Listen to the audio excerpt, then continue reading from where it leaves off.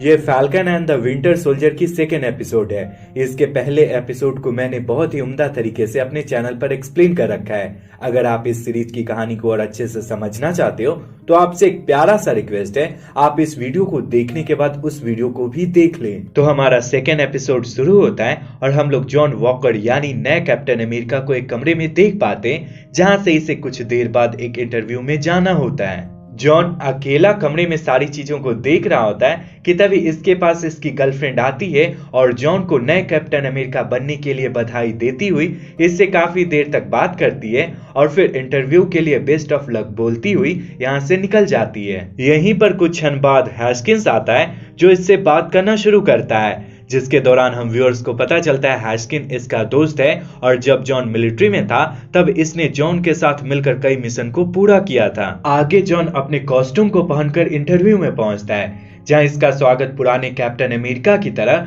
बहुत ही जोर शोर से किया जाता है। जॉन का इंटरव्यू काफी देर तक चलता है, जिसके दौरान हम व्यूअर्स को पता चलता है जॉन दिल का काफी अच्छा है और इसने अपने कैप्टन के पद पर रहकर कई प्राइज जीते हैं। गवर्नमेंट ने जॉन के ऊपर कई टेस्ट भी किए हैं, जिसमें जॉन बाकी सोल्जर से काफी स्ट्रॉन्ग, डिसीजन मेकिंग में बढ़िया और फुर्ती में ज्यादा है। अमेरिकन गवर्नमेंट जॉन के इसी टेस्ट और पास्ट में जीते कई प्राइज को ध्यान में रखकर कैप्टन अमेरिका की पुरानी वाइब्रेनियम वाली शील्ड इसे दी है। अब सीन शिफ्ट होता है बकी के पास, जो सैम के द्वारा गवर्नमेंट को शील्ड देने वाली बात और गवर्नमेंट के द्वारा नए कैप्टन अमेरिका को चुने जाने वाली बात से काफी नाराज होता है। आगे जब बकी की मुलाकात सैम से होती है तब वह इससे पूछता है, तुमने शील्ड को गवर्नमेंट को क्यों दिया? पता है सैम, स्टीव यानी पुराने कैप्टन अमेरिका ने कुछ सोचकर ही वो शील्ड तुम्हें दी होगी। जवाब में सैम कहता है, मुझे कभी भी ऐसा नहीं लगा था कि वो लोग शील्ड को कुछ इस तरह से बांट देंगे।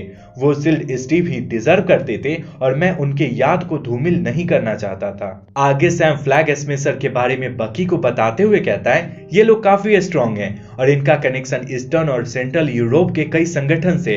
रेड विंग से मुझे इनके लोकेशन के बारे में पता चला है और मैं इन लोगों की अतनियां टाइट करने जा रहा हूँ। सैम की बात सुनकर बकी फिलहाल के लिए सैम के साथ हो जाता है, पर इसके द्वारा शील्ड को गवर्नमेंट को देने वाली बात इसके दिमाग में कहीं न कहीं घूमते रहती है। आगे हम लोग सैम और बकी को एक प्लेन में टॉरस के साथ देख पाते हैं, जो जर्मनी के एक शहर म्यूनिक में पहुंचकर प्लेन से कूदकर उस जगह पर जाते हैं जहां से सैम को रेड विंग से सिग्नल मिला था। जब ये दोनों आगे की तहकीकात करते हैं तो इन्हें पता चलता है ये लोग साथ हैं जो ट्रक से कुछ सामान और किसी को कहीं ले जा रहे हैं। जब फ्लैग स्मैशर के ग्रुप वाले ट्रक को लेकर निकल जाते हैं तब ये दोनों अपना काम शुरू करते हैं। बकी सबसे पहले ट्रक के अंदर वाले इंसान को बंधक समझकर ट्रक के अंदर पहुंचता है, जहां से इसे पता चलता है ट्रक के अंदर एक लड़की है और फ्लैग स्मैशर वाले ढेर सारे दवा को कहीं ले जा रहे हैं। चूंकि बकी इस लड़की को बंधक समझ रहा था, इसीलिए वह इसे न डरते हुए शांत रहने को कहता है। पर यहाँ का नजारा कुछ और ही होता है फ्रेंड्स। ये लड़की मुस्कुराती है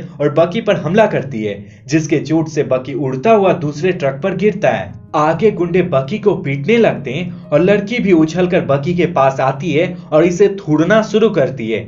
बकी को लात घूंसे खाते देख सैम अपने रेड विंग से लड़की पर हमला करता है, पर लड़की उछलकर रेड विंग को तोड़ देती है। आगे सैम यानी फैल्कन उड़ता हुआ इन सारे लोगों के पास पहुंचता है और इनसे लड़ना शुरू करता है। जल्द ही बकी और फैल्कन को पता चलता है ये लोग हद से ज्यादा पावरफुल हैं और इनकी शक्ति सुपर सोल्जर के जैसी यानी हमारे पुराने कैप्टन अमेरिका के जैसी है। खुद को कमजोर पाते देख ये दोनों अभी भी फ्लैग स्मैशर के ग्रुप का सामना कर रहे होते हैं कि तभी इन्हें आसमान में एक हेलीकॉप्टर दिखाई पड़ता है, जिसमें जॉन यानी नए कैप्टन अमेरिका और हैस्किंग होते हैं। आगे जॉन शील्ड फेंकता हुआ ट्रक पर कूदता है और कुछ इस तरह से वह सैम और बकी की मदद करना शुरू करता है। जॉन और हैस्किंग की इस लड़ाई में शामिल होने के बाद भी कुछ नहीं होता और अभी भी फ्लैग स्मैशर वाले इन चारों पर भारी पड़ रहे होते हैं। खुद पर भारी पड़ते देख जॉन किसी एक बंदे को गोली मार देता है। चूंकि ये शायद सुपर सीरम से बने थे, इसीलिए ये लोग तुरंत ही बकी, सैम और जॉन को एक एक करके ट्रक से बाहर फेंक देते हैं और खुद ट्रक से भाग जाते हैं। फ्लैग स्मैशर के ग्रुप से हारने के बाद बकी और सैम पैदल ही एयरपोर्ट की तरफ बढ़ रहे होते हैं कि इनके पास जॉन हैस्किंग के साथ आता है और अपनी गाड़ी में बैठने को कहता है।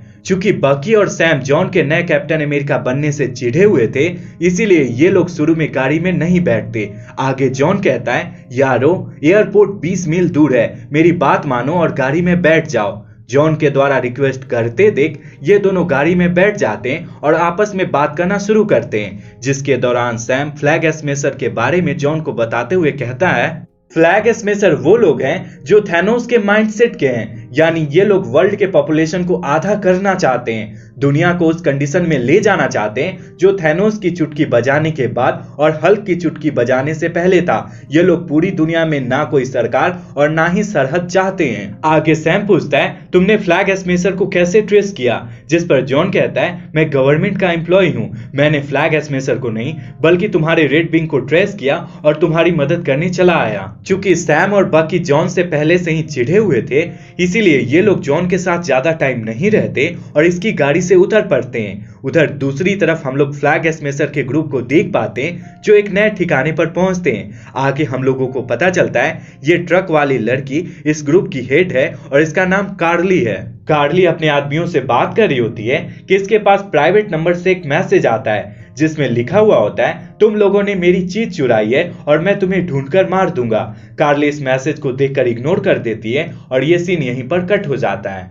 आगे हम लोग सैम और बकी को एक साथ देख पाते हैं जो प्लेन से वापस लौट रहे होते हैं। यहाँ पर बकी कहता है, यार तुम्हें अपनी शील्ड नहीं लौटानी चाहिए थी, अगर आज वो शील्ड हमारे पास होती तो शायद हम लोग जीत पाते, चलो ना चलकर हम लोग वो शील्ड चोरी कर लेते हैं। सैम बकी की बात को काटते हुए कहता है, वो लोग सुपर सीरम से बने हुए सुपर सोल्जर थे, मुझे समझ में नहीं आता 60 साल बाद वो सीरम इनके पास आया कैसे। सैम की बात सुनकर बकी सैम को एक ब्लैक सुपर सोल्जर आइजिया के पास ले जाता है जो पुराने टाइम में कैप्टन अमेरिका के साथ काम किया करता था। चूंकि बकी पहले हाइड्रा के लिए काम करता था, इसीलिए आइजिया बकी को सामने देखकर अच्छे तरीके से बिहेव नहीं करता और अपने पास्ट को याद करता हुआ बकी पर गुस्साते हुए हाइड्रा को गालियां देने लगता है। दरअसल फ्रेंड्स, जब आइजिया पुराने टाइम में मिशन पर था तब आइजिया कहीं गुम हो गया था और हाइड्रा को मिल गया था। चूंकि ये सुपर सोल्जर था इसीलिए इसके पास अथाह शक्ति थी, इसीलिए हाइड्रा वाले इस पर 30 सालों तक रिसर्च करते हैं और जबरदस्ती इसे टॉर्चर करते थे। चूंकि आइजिया का पास्ट बहुत दर्दनाक था इसीलिए वह बकी और सैम को यहाँ से जाने को कहता है। बकी और सैम रोड पर निकलकर आइजिया के बारे में बात कर रहे होते हैं कि तभी इनके पास लोकल पुलिस आती है और बकी को उसकी थेरेपी सेशन मिस करने के लिए अरेस्ट कर लेती है। आगे सैम जेल में बैठा हुआ होता है कि इसके पास बकी की डॉक्टर आकर मिलती है। आगे डॉक्टर से इसे पता चलता है जॉन वॉकर यानी नए वाले कैप्टन अमेरिका ने बकी की बेल करा दी है। यहाँ पर ये दोनों बात कर रहे होते हैं कि तभी यहीं पर जॉन आ जाता है। चूंकि जॉन पहले से ही अच्छे ओहदे पर था इसीलिए वह डॉक्टर की सारी फॉर्मेलिटीज को पूरा करते हुए सेशन को जल्द से जल्द खत्म करने को कहता है। जॉन के कहने पर डॉक्टर बकी की सेशन लेना शुरू करती है। आगे डॉक्टर को पता चलता है बकी सैम से बहुत ज्यादा चिढ़ा हुआ है, इसीलिए डॉक्टर सैम और बकी को साथ में बैठाकर थेरेपी देना शुरू करती है ताकि इन दोनों के बीच में हो रहे झगड़े सुलझ जाएं। शील्ड गवर्नमेंट को सौंपने के लिए अगेन बकी सैम पर भड़ास निकालते हुए कहता है, तुम्हें ऐसा नहीं करना चाहिए था, स्टीव तुम पर भरोसा करता था, उसे ऐसा लगता था उसके बाद तुम ही एक हो जो शील्ड को अच्छे से संभाल सकते हो।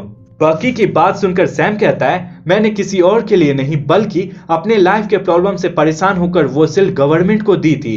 मुझे नहीं लगता था कि मैं वो शील्ड चलाने लायक हूँ, पर अभी जो हो रहा है मैं उससे बहुत ज्यादा दुखी हूँ। थेरेपी सेशन के बाद ये दोनों बाहर निकलते हैं जहां इनकी मुलाकात नए कैप्टन अमेरिका यानी जॉन से होती है जो इन दोनों का वेट कर रहा होता है। आगे जॉन कहता है, हम दोनों का मिशन एक है, अगर हम एक दूसरे से नाराज रहे या फिर आपस में लड़ते रहे तो कुछ नहीं होगा, ऐसा करने से हम लोग हारते जाएंगे और वो लोग जीतते जाएंगे। जॉन की बात सुनकर सैम पूछता है, तुम्हें फ्लैग स्मैशर के बारे में क्या पता है? जिस पर जॉन कार्ली के द्वारा फ्लैग स्मैशर के ग्रुप चलाने वाली बात बताते हुए खुद के द्वारा उनके कुछ कैंप पर नजर रखने की बात बताता है। जॉन की बात सुनकर सैम कहता है, मेरे भाई हम दोनों एक साथ काम नहीं कर सकते, तुम सरकारी ऑफिसर हो और हम लोग एवेंजर्स। गवर्नमेंट के अंदर काम करने से तुम्हारी कुछ लिमिटेशन है जो मुझे अच्छी नहीं लगती, मैं तुम्हारे साथ काम नहीं करना चाहता। हम लोग फ्री एजेंट हैं और हम लोगों को ऐसे ही काम करना अच्छा लगता है। मेरी बात तुम सुनो यार, हम दोनों के रास्ते अलग अलग हैं। इतना कहकर सैम बकी के साथ यहाँ से जाने लगता है। चूंकि सैम ने जॉन को मना किया था, इसीलिए वह इस पर थोड़ा गुस्साते हुए कहता है, हम लोगों का रास्ता अलग है ना, सो मेरे रास्ते में तुम कभी भी मत आना। जॉन की बात सुनकर सैम मुस्कुराता है और यहाँ से चला जाता है। आगे ये दोनों फिर से फ्लैग स्मैशर और सुपर हीरो सीरम के बारे में बात करना शुरू करते हैं। आपस में बात करने के बाद ये दोनों इस नतीजे पर पहुंचते हैं कि शायद जीमो को फ्लैग स्मैशर के ग्रुप के बारे में जरूर पता होगा। आगे ये दोनों जीमो से मिलने का प्लान बनाते हैं। जिनको याद नहीं फ्रेंड्स, मैं उनको याद दिला दूं, जीमो कोई और नहीं बल्कि सिविल वार का मेन विलन था जो अभी जेल में है। आगे हमारी नजर जेल में जीमो पर पड़ती है जो अपने सेल में बैठा हुआ होता है और इसी के साथ ये एपिसोड यानी falcon and the winter soldier का दूसरा एपिसोड खत्म हो जाता है। फ्रेंड्स, इसका अगला एपिसोड 2 अप्रैल को रिलीज होगा। अगर आप अगले एपिसोड की एक्सप्लेनेशन चाहते हो तो कमेंट में नेक्स्ट लिख देना। मैं 3 अप्रैल तक इसके एक्सप्लेनेशन को अपने चैनल पर अपलोड कर दूंगा। और बात बाकी फ्रेंड्स, अगर आपको यह वीडियो अच्छा लगा है और मेरे चैनल से अपडेट रहना चाहते हो यानी falcon and the winter soldier की पूरी सीरीज को देखना चाहते हो तो मेरे चैनल को ऑल बेल नोटिफिकेशन के साथ सब्सक्राइब कर लेना। बात बाकी फ्रेंड्स, वीडियो यहीं तक था। पूरा वीडियो देखने के लिए ढेर सारा